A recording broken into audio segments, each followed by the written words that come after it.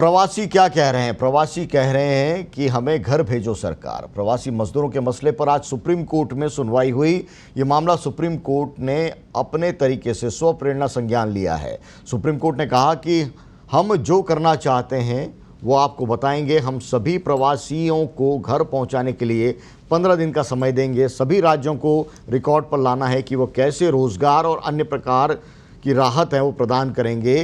प्रवासियों का पंजीकरण होना चाहिए। याचिका पर सुनवाई के दौरान सॉलिसिटर जनरल तुषार मेहता ने कहा कि अभी तक करीब 1 करोड़ मजदूरों को घर पहुंचाया गया है। सड़क मार्ग से 41 लाख, ट्रेन से 57 लाख प्रवासियों को घर पहुंचाया गया है। पैदल कितने पहुंच गए इसका आंकड़ा संभवतः सरकार के पास में नहीं होगा, लेकिन बेंच के सामने आंकड़ा रखते हुए तुषार मेहता ने कहा कि अधिकतर ट्रेनें यूपी या बिहार से चलाई गई हैं। सॉलिसिटर जनरल तुषार मेहता ने कहा कि अभी तक 4270 श्रमिक ट्रेनों का संचालन हुआ है। हम राज्य सरकारों के संपर्क में हैं। केवल राज्य सरकारें ही अदालत को बता सकती हैं कि कितने प्रवासियों को अभी घर पहुंचाया जाना है और कितनी ट्रेनों की आवश्यकता होगी।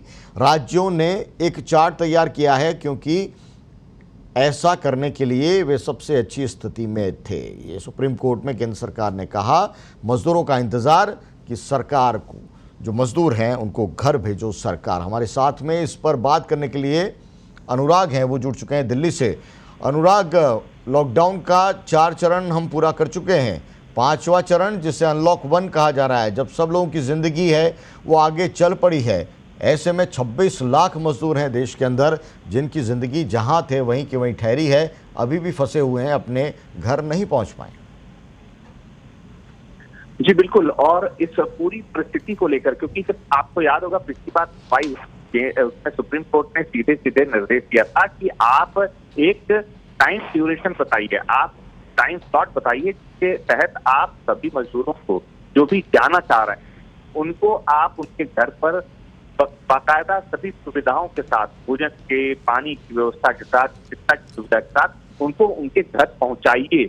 और ये राज्यों को और दोनों को ये दायित्व सौंपा था। उन्होंने कहा था कि राज्य, जिस भी राज्य से उन मजदूरों की यात्रा शुरू हो रही है उसकी जिम्मेदारी है कि उनके लिए कुछ खाने की और पीने की व्यवस्था करे। अब तक जहाँ पे जिस डेस्टिनेशन पे जो गंतव्य उनका है, जो संबंधित राज्य के लिए मुकम्मल व्यवस्था कराएं। आज अभी सुप्रीम कोर्ट ने इस बात को लेकर चिंता जाहिर की और इस पर अभी अपना आदेश सुरक्षित रखा है। लेकिन आज जो सवालात उन्होंने कहा कि अभी तक क्यों नहीं पहुंचाए गए, क्या इंतजाम किए, और सबसे बड़ी बात एक उन्होंने पूछा है सुप्रीम कोर्ट ने, वो काबिले तौर है। उन्होंने ये कहा कि आप सिर्फ पहुंचाइए, आप वहां गांव पे पहुंचाने तो क्या वो घाट देंगे, आप तो उनके रोजगार की क्या व्यवस्था की? वो अभी आप उनको सिर्फ रास्ते के लिए भोजन देने की जिम्मेदारी राज्यों की नहीं है, केंद्र की नहीं है। आप उनको उनके घर पहुंचाइए तो उनके रोजगार की क्या व्यवस्था की जा रही है, कि आजीविका कैसे चलेगी, उनका परिवार कैसे चलेगा, इसको लेकर बेहद गंभीर है। और इस पर बहुत सख्त रुख में नजर आया। जजेस का जो रुख था वो उसका ये कहना था कि आपने सिर्फ पहुंचाने का जिम्मा नहीं लिया। जिन राज्यों में जा रहे हैं राज्य सरकारें तमाम दावे कर रही हैं कि उनको पहुंचा दिया क्या।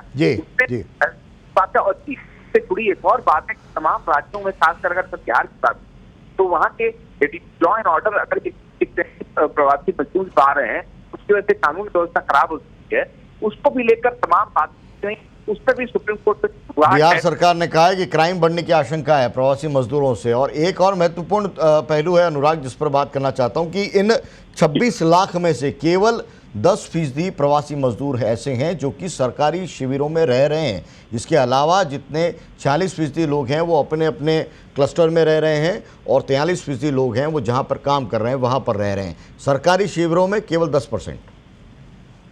जी बिल्कुल। और सुप्रीम कोर्ट की एक और बात मैं बहुत अहम टिप्पणी के बारे में बताना चाहूंगा। उन्होंने कहा कि ये हमको जानकारी मिलती है कि तमाम राज्य सरकारें पल्ला झाड़, कोरोना के मामले बढ़ रहे हैं, तमाम राज्य सरकारें पल्ला झाड़ रही हैं कि क्वारंटीन सेंटर खत्म किया जाएगा और वहां पे मुकम्मल व्यवस्था नहीं है। वहां पे भी जो सूरत हाल है, वहां पे बदइंतजामी के नजारे आ रहे हैं। मुझे लगता है कि अब जो इस फैसले में, जब फैसले की बात आएगी तो सुप्रीम कोर्ट बहुत बड़ा रुख अपनाएगा। क्योंकि आपको याद होगा सुप्रीम कोर्ट ने कहा कि पूरी जिंदगी जो है आपके पैसे से ज्यादा कीमती है।